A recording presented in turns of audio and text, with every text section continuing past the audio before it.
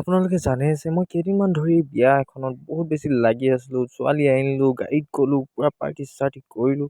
সেইবিলাক আপোনালোকে সকলো ভিডিঅ' চাইছিলে। আজি আকৌ তাৰ পাৰ্টি মানে। আজি পাৰ্টি টাইম। আপোনালোকে চাওক আৰু মজা কৰক মানে।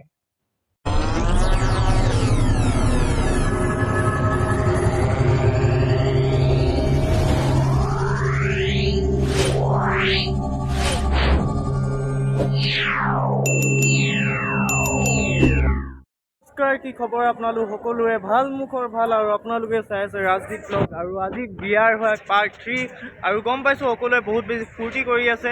আমাৰ মানে লোকেশ্যনটো চেঞ্জ হৈ গ'ল অলপমান কিছুমান কামৰ কাৰণে। আমাৰ লোকেশ্যন কোনটো দেখাই দিছোঁ এবাৰ। ধুনীয়া লাগিব, ভাল লাগিব। ছাৰ বিয়া এইফালে ফটো চটো মাৰিবলৈ ধুনীয়াকৈ হেৰি কৰি থোৱা আছে।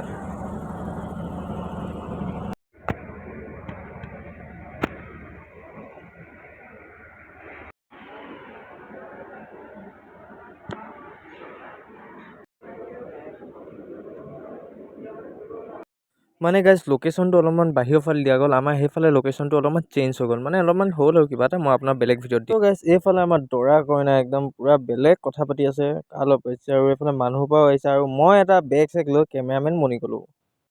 A few moments later. আমি চবে ওলালোঁ। দাদা এইফালে জেঠু আমি যাওঁ আৰু ব'লা আৰু ধুনীয়াকৈ গৈ থাকোঁ এতিয়া।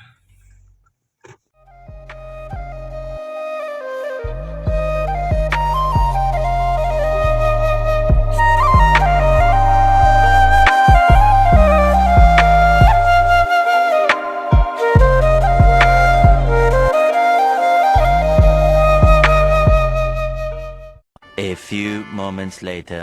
গাইজ অৱশেষত ময়ো আহি পাই গ'লোঁ আৰু মোৰ মানে ড্ৰেছ আপটো কেনেকুৱা লাগিছে আৰু এইফালে মানুহ আহি গ'ল আৰু এইফালে খানা দিছে আৰু এইফালে পোৱালীবিলাকো খাই আছে। এইফালে সকলো মানে ব্যস্ত আৰু কিনো ক'ম, সকলো ব্যস্ত আৰু আমিও ব্যস্ত। এই ৰাতিও হৈ গ'ল আৰু ৰাতি মানুহবিলাক লাহে লাহে আহিব ধৰিছে। এতিয়া এইফালে মানুহ আছে বৰ্তমান।